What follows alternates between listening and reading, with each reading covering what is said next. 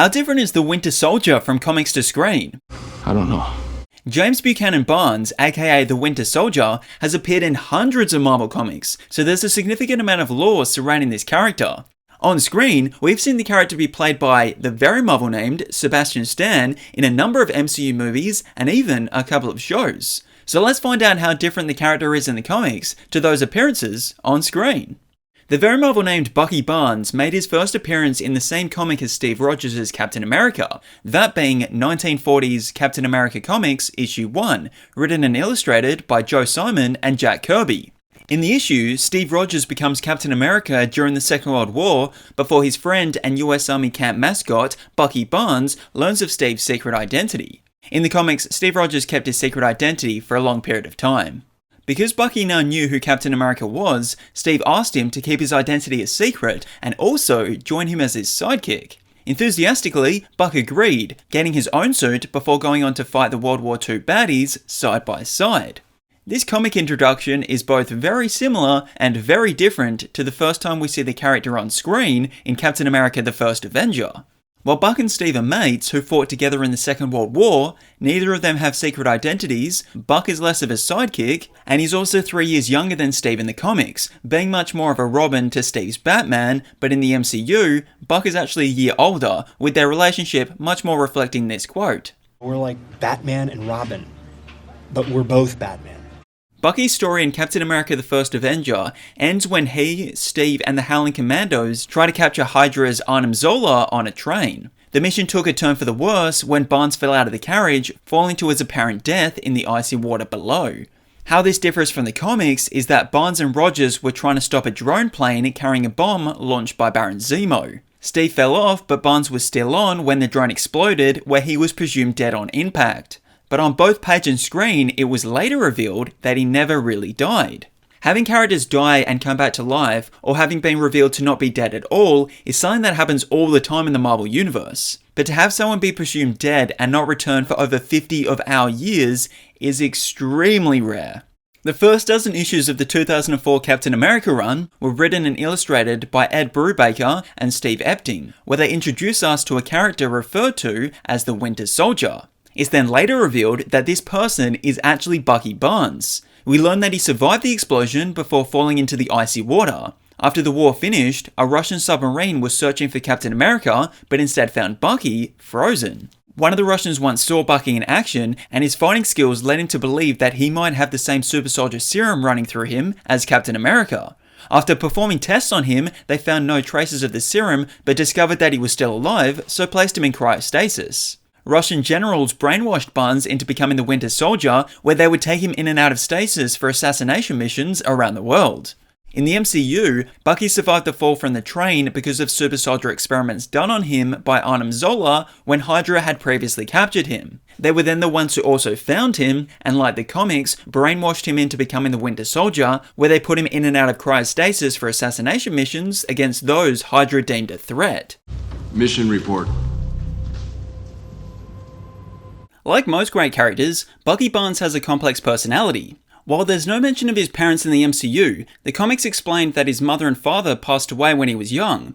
As a kid, he often found himself getting into fights, defending himself or others, and this carried on as he got older.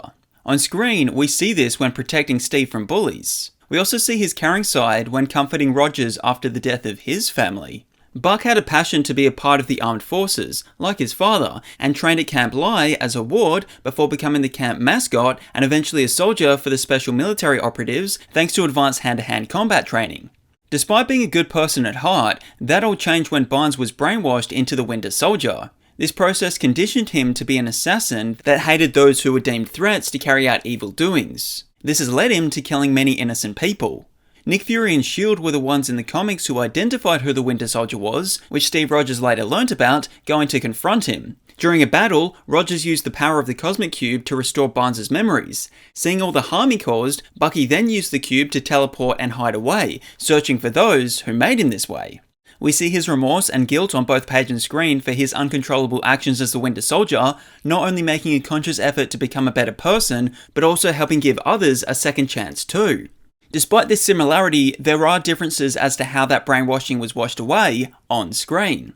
Steve's presence is actually the spark that helped Bucky regain his memories, which meant that Hydra were forced to constantly wipe his memory until he eventually broke free. At the beginning of missions, he would be given trigger words, activating his Winter Soldier persona, but this was not required in the comics. The brainwashing was eventually alleviated thanks to the Wakandans' advanced science, who then referred to him as the very Marvel-named White Wolf.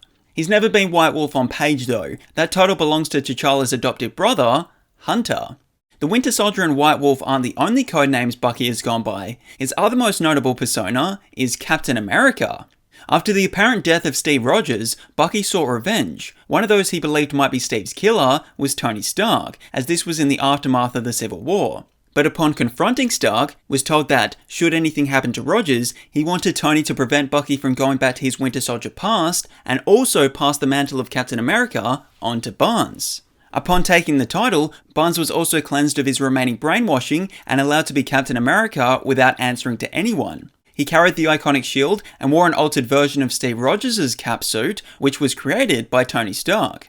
Bucky did, however, complete this ensemble with weapons, something Steve didn't really do. Despite this new identity, he was not supported or respected by the US government, general public, or many heroes. However, this didn't stop Bucky from fighting against evil forces, often alongside Sam Wilson and Natasha Romanoff. Although this eventually did lead him to be seen as a hero by most who were hestant. Since then, Bucky has moved away from all those previous personas, and as of a comic released in 2022, refers to himself as Revolution. Little time in Wakanda and you come out White Panther. It's actually White Wolf. Huh? Now what's Bucky's connection to other characters? Family-wise, I've already spoken about his parents, but he also had a sister in the comics. The MCU, however, mentions that he's the eldest of 4. You can tell from Bucky's origin and time as the Winter Soldier that Barnes has a similar relationship with Steve Rogers on both page and screen. Their friendship is extremely valuable to both of them, helping guide each other through tough times and even fighting side by side on many occasions. The two mediums have also pretty accurately translated the initial friction, to banter, to mutual respect between Bucky and Sam Wilson. Romantically, his most notable love interest is with Natasha Romanoff. He helped with her training in the Red Room, and during this time, they formed a secret romance. However, Barnes was put back in cryostasis due to his instability, leaving Natasha heartbroken. Despite this, the pair's connection has resurfaced over the years, but this is a comic exclusive romance. Barnes has also had a couple of notable links to Logan's Wolverine in the comics, having a hand in helping him escape the Weapon X program, but on the negative side of things, the Winter Soldier killed Logan's wife and unborn child. A notable assassination that the Winter Soldier enacted exclusively to screen is Tony Stark's parents. Notable teams he's been a part of on both page and screen are the Avengers and the leader of the Thunderbolts. He was also a founding member of the Invaders in the comics, a group of mostly enhanced beings battling together during the Second World War.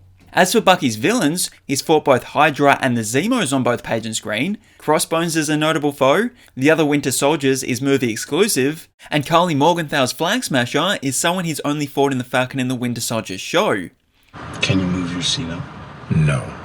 Physically speaking, the Bucky Barnes sidekick look in the comics is a red and blue suit with eye mask. He's also relatively short compared to Steve. But neither of these elements are true in the MCU. He never wore a suit, and is about the same height as Rogers when he becomes Cap. The Winter Soldier look is a lot more accurately translated, maintaining a youthful look because of his repeated cryo-freezing, and even has the long hair. For Captain America the Winter Soldier, Sebastian Stan had hair extensions, but for Civil War, he grew his hair out. I saw someone mention that the reason for his long hair suggests that the Russians and Hydra only care about him completing missions. They never thought about his personal grooming. Now, while his hair might be one notable look for this character, the most notable aspect is his metal arm with a communist red star imprinted on the top. After moving away from the brainwashed state, the arm design has been changed to remove the red star. The Wakandans even gave him a vibranium upgrade in the movies. The reason for getting a metal arm in the comics was because he wasn't quick enough to jump off the drone, being caught in the explosion, while in the movie, the fall damage ripped it off. In the comics, his arm has numerous abilities, including, but not limited to, increased strength, extended reach, cybernetic defense, stabilization sensors, pulse sensors, sensory array, electrical discharge, electromagnetic pulse, and sometimes even a retractable blade and flamethrower. However, in the MCU, it's kinda just an enhanced metal arm. The arm can, however, be disabled with electromagnetic pulses or a failsafe put in on the Wakandans version. Other abilities Bucky possesses includes enhanced strength, speed, stamina, agility, durability, reflexes, healing, and longevity. This is made possible with the super soldier experiments in the MCU and Infinity Formula in the comics, given to him by Nick Fury in order to save his life in 2011's Fear Itself. But prior to that, he had no superpowers. However, he was still extremely capable to go toe-to-toe with someone like Steve Rogers thanks to martial arts training. On top of all of these abilities, Bucky is also a great pilot, expert spy, and skillful with most weapons, especially knives and guns. You have a metal arm? That is awesome, dude! Prime Marvel Bucky Barnes might be the universe with the character's most appearances, but other notable Buckys across the comic universe include a version where Bucky and Steve teamed up with Batman and Robin to battle the Joker and Red Skull. He's been different animals like a horse, a unicorn, an ape, and a vampire ape. On Earth 6160, James Barnes is Grand Skull, leader of the Red Skull Gang. In an alternative reality, Hulkpool saved both Bucky and Steve from that missile early on in their origins. He's a zombie in a couple of universes. In the Ultimate Universe, Bucky never became the Winter Soldier. What if Buck Barnes was a racist known as the White Skull? Then that would be Earth 717's version. In the universe where the year is 1602, Captain James Barnes of Clan Butcherman made a deal with Enchantress to fulfill his deepest desires, but it transformed him into one of her Forsytanes, a bug-like creature. James the General Barnes is a cyborg. In the universe that merges Marvel and DC characters together, Carol Barnes, aka America Girl, combines Bucky Barnes and Supergirl. In that same universe, there is also Daniel Brooklyn Barnes, who combines Bucky and DC's Dan the Dynamite. After Buck died on Earth 9997, he was sent to the realm of the dead, a dimension where the souls of deceased mortals are collected by the elders of the universe to aid in recreating their cosmos. There's a universe where every city in the USA has a Captain America, and the Winter Soldier is one of them. There's a version who survived the war, but lost his arms, legs, and memory. James Logan Howlett is the Winter Soldier on Earth 6160. In a universe where the year is 1872, Steve Rogers is Sheriff Rogers and James Barnes is his deputy. And finally, there's a world where the bad guys of World War II won, so James Barnes led an underground resistance to undo this. I'm with you to the end of the line, pal. As for the comics to screen adaptations of stories that Bucky has been a part of, I've already spoken about the comics that inspired Captain America the First Avenger and Captain America the Winter Soldier, but as for the others, Captain America Civil War takes a lot from the Civil War comic arc, but the books obviously have way more characters involved, and Bucky doesn't really have any involvement, unlike the film where he's a central character, and obviously Team Cap. As for the Avengers movies he's been in, Infinity War and Endgame are inspired by the Infinity Saga event in the comics. However, Buck is not involved in the book, unlike the movie where he's dusted away. The Falcon and the Winter Soldier series was inspired by the Captain America Sam Wilson run from 2015, where Sam Wilson takes on the mantle of Captain America. The Captain America run from 2004, where we see Bucky's redemption from being the Winter Soldier. And Truth, Red, White and Black, introducing Isaiah Bradley. Other notable comic arcs Bucky has been a part of include, but not limited to, Secret Invasion, where the Skrulls infiltrate Earth, Fear Itself, where the Serpent forces 7 superpowered beings to spread chaos and fear across Earth, forcing the heroes to fight back as Asgardians retreat, leaving Earth to fend for itself. Original Sin investigates who killed Uatu the Watcher, and in Secret Empire, Steve Rogers may or may not be Hydra. Hail Hydra. Hey, you want to hear some fun facts about Bucky Barnes? Yes. Here are some fun facts about Bucky Barnes. The name Winter Soldier comes from a pamphlet published in 1776 by Thomas Paine called The American Crisis, where he contrasts summer soldiers, who abandoned their duty in tough times, with those who endure hardship and earn gratitude. In the 1970s, Marvel released a number of value stamps. Bucky Barnes was a part of Series A as stamp number 51. In the comics, Bucky jokingly stated that he was actually the one who ended the life of the mustache baddie from World War II. When Sebastian Stan was cast in the role, he signed on for 9 MCU films. He's currently been credited in 3 Captain America and 2 Avengers movies, plus 2 shows. It's unclear if those shows are included in his initial deal or his uncredited cameo in Captain America Brave New World, but regardless of where the deal currently stands, it seems that both Marvel and Sebastian Stan are happy to continue for years to come. Before being cast, he was actually considered for the role of Steve Rogers. I couldn't find if anyone else auditioned for Bucky, so it seems like he was just offered that role after Chris Evans was cast as Captain America. For Captain America Civil War, a new metal arm had to be made because he gained over 20 pounds of muscle between movies. As Sebastian Stan was born in Romania and lived there until he was 8, it explains why he was able to speak the language so perfectly in Captain America Civil War. In Captain America the Winter Soldier, Bucky Barnes only has 13 lines of dialogue in the entire movie. Who the hell is Bucky? It's a man on the bridge.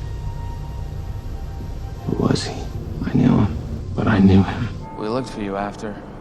My folks wanted to give you a ride to the cemetery. How was it? I was gonna ask. We can put the couch cushions on the floor like when we were kids. It'll be fun. All you gotta do is shine my shoes, maybe take out the trash. Come on. The thing is, you don't have to. I'm with you to the end of the line, pal. No, I don't! Shut up! You're my mission. James Buchanan Barnes is one of Marvel's most interesting characters. Even though we've seen the character be put to screen many times, he's had significantly more stories told in the comics. While there are some major differences from page to screen, and elements one medium has covered and the other hasn't, there are also many similarities. Despite this, I think Sebastian Stan's portrayal does a great job to capture the essence and complexities of the character. Like most Marvel characters who have appeared in many comics, they've had time to evolve and change, so movies use this to their advantage and create a version that best reflects this in the modern day. Did your speechwriters help you with that? They did, yeah, the ending a little bit. Did you like it? It was good. Solid B+. Thanks for watching. Let me know in the comments what your favourite movie, show, or comic featuring Bucky Barnes is. And don't forget to absolutely obliterate those like, subscribe, and share buttons. I'm just kidding. Only do it with enough force that it registers. I don't want any of you breaking whatever device you're watching this on.